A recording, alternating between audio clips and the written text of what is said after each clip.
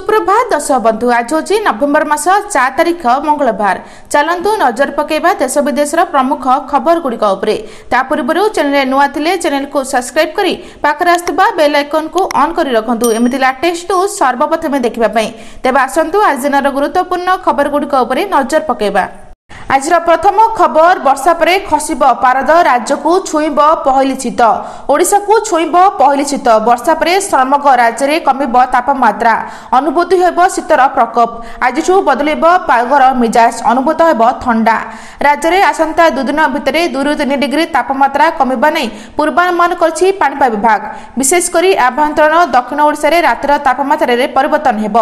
सेपटे म्यांमार उपकूल एक घूर्णिबल सृष्टि होता बेले ओडिशा पर कौन प्रभाव नथिबा कहछंती पाणिपाग विशेषज्ञ। तेबे 7 तारिख जाए पाग मुख्यतः शुक्लिया रहिबो। सेपटे म्यांमार उपकूल एक घूर्णिबल सृष्टि होईछि जहा लघुचाप परिणत होई आगामी 5 दिन भितर पश्चिम किबा बांग्लादेश आडकू ताहा गति करि पारे। ओडिशा उपकूल रे एहार किछि प्रभाव पड़िबो नाही एवं आगामी 7 तारिख जाए पाग मुख्यतः शुक्लिया रहिबो। गोटे किंबा 2टी स्थान रे हालुकरू मध्यम धरण वर्षा बने पाणिपाग विभाग पूर्वानुमान करछि बोली सूचना रहिछि। परवर्ती खबर 2027 जनगणना पर आरंभ है 3 दिनिया प्राक प्रशिक्षण। 34 लाख शिक्षक करेंगे जनगणना। 2027 जनगणना पर आरंभ है 3 दिनिया प्राक प्रशिक्षण। ट्विन सिटी सहित मयूरभंज नवरंगपुर में आज प्रशिक्षण। राज्यर 4टी स्थान में नवेम्बर 10 ରୁ 30 तारिख जाए प्राक जनगणना। सर्वभारतीय स्तर में 34 लाख शिक्षक करेंगे जनगणना। एथर पेपर नुहे मोबाइल आप जनगणना बोली सूचना रही। परवर्ती खबर बीजेडी को शक्त झटका। बीजेपी रे मिसले अमर पटनायक। बीजेडी को लागला शक्त झटका। बीजेपी रे मिसले अमर पटनायक। राज्य कार्यालय को आसी विधिवत भावे सामिल हेले अमर पटनायक। मुख्यमंत्री मोहन चरण माझी, राज्य बीजेपी सभापति मनमोहन सामल और बीजेपी राज्य प्रभारी विजयपाल सिंह तोमर प्रमुख उपस्थित रे अमर पटनायक विधिवत भावे बीजेपी रे जोग दैछंती एवं बीजेपी राज्य प्रभारी विजय सिंह तोमर अमर पटनायक को दलर टोपी पिंधाई दल को स्वागत करछंती। दलर एही मिश्रण पर्व रे अन्यमानक मध्यरे पूर्वतन राज्य बीजेपी सभापति समीर महांती, वरिष्ठ नेत्री पिंकी प्रधान प्रमुख मध्य उपस्थित थिले बोली सूचना रहिछि। परवर्ती खबर नियंत्रण हराई माड़ीगला डंफर चलीगला 19 जन यात्री जीवन। राजस्थान जोधपुर पर जयपुर मर्मूत सड़क दुर्घटना। जयपुर हरमन अंचल एक अनियंत्रण डंफर 30 ରୁ 40 गाड़ी उपर चढ़ी जाइछि। फल 19 जन यात्री जीवन चली जाइछि। आगकू एही संख्या बढ़ी पारे। तेबे ब्रेक फेल होइथिबारु एभली घटना घटिछि। प्रत्यक्षदर्शीक कहबा अनुसार ब्रेक फेल हेबा परे डंफर 40 ରୁ अधिक गाड़ी को धक्का देथिला। फल 11 जन मृत होता बेले अनेक गुरुतर आहत होती। आहतों चिकित्सा स्थानीय हस्पिटाल होछि। अनेक आहतों अवस्था गुरुतर रही। तेणु मृतकों संख्या आगक बढ़ी पारे। स्थानीय प्रशासन और पुलिस घटनास्थल में पहुंची उद्धार कार्य जारी रही। एवं जो सबू गाड़ी को डंफर धक्का देछि सेमानक मध्यरु अनेक लोक चापी होतिबा आशा कर जाउछि। पुलिस एवं रेस्क्यू टीम घटनास्थल रे पहुंची आहत को स्थानीय हस्पिटाल रे भर्ती कर जाइछि। एवं सूचना योग्य जे राजस्थान जोधपुर सूरसागर अंचल तीर्थयात्री को ने बीकानेर कोयल दर्शन पर जाइथिले। दर्शन पर फेरबा बेले मोतडा अंचल रे एही मर्मत दुर्घटना घटिथिला। फल 15 जन जीवन चली जाइछि। बस रास्ता कड़े ठिया होतिला बेले एही ट्रक जाई धक्का होतिला बोली सूचना रहिछि। परवर्ती खबर गहना किनिबा पूर्वरु नजर पकांतु केउ शहर केते रहिछि सुना दर। बढ़िला सुना और रूपार दर। गहना किनिबा पूर्वरु नजर पकांतु केउ शहर केते रहिछि सुना दर। तेबे जदि आपण आज सुना किनिबाकू चाहुछिबा योजना करूछंती तेबे प्रथमे जानि नियंतु आज सुना दर।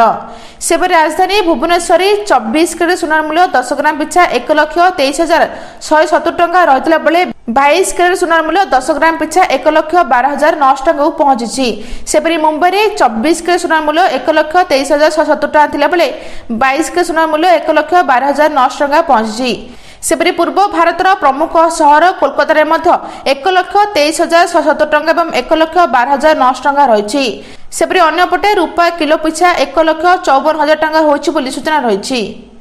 परवर्ती खबर प्रधानमंत्री लॉन्च कले 1 लाख कोटी टंकार आरडीआई फंड। देश रिसर्च एंड डेवलपमेंट करबाकू चाहतबा घरोई संस्था को मिलिबो प्रोत्साहन। एथिपई केंद्र सरकार आनिछंती नुआ योजना।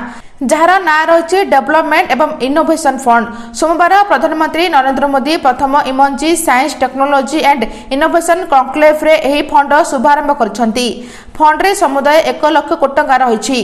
तेबे आरडीआई फंड सीधासलख कौन उद्योग किंबा स्टार्टअप्स रे निवेश करिबो नाही। या परिचालना पई दुटी स्तरीय फंडिंग व्यवस्था कर जायछि, जेपरिक पारदर्शिता एवं विशेषज्ञता बजाय रहइबो एवं प्रथम 2 स्तर रे अनुसंधान राष्ट्रीय अनुसंधान प्रतिष्ठान अनुसार एक स्वतंत्र उद्योग फंड स्थापना करजिबो पुलिस सूचना रही। परवर्ती खबर नवेम्बर प्रथम सप्ताह मिल 21तम किस्ती चाषी अकाउंट को जीव 2000 टंका। प्रधानमंत्री किसान सम्मान निधि योजनार 21तम किस्ती नवेम्बर प्रथम सप्ताह जारी होबार आशा कर जाउछि। देशव्यापी 10 कोटी अधिक चाषी यह द्वारा उपकृत हेबे एवं गणमाध्यम रिपोर्ट अनुसार यह किस्ती बिहार विधानसभा निर्वाचन नवेम्बर 6 एवं 11 तारिख पूर्व जारी हो पारे। तथापि सरकार एपर्यंत सरकारी तारीख घोषणा करनांती। तेबे केंद्र कृषि मंत्री शिवराज सिंह चौहान कहते खूब शीघ्र चाषी अकाउंट रे परवर्ती किस्ती 2000 टंका जमा कराजिबो।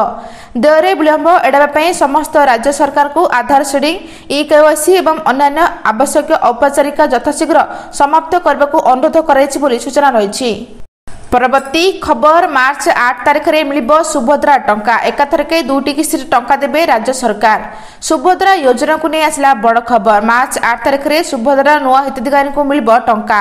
एका बेले नुआ हिताधिकारी को 2टी किस्ती टंका देबे राज्य सरकार। एने घोषणा कले उपमुख्यमंत्री प्रभाती परिडा। किस्ती टंका पाइबाकू हेले आज ठारू नुआ हिताधिकारी को आवेदन करबाकू पड़िबो। एसो आज ठारू मासे पर्यंत सुभद्रा पोर्टल रे करबो आवेदन।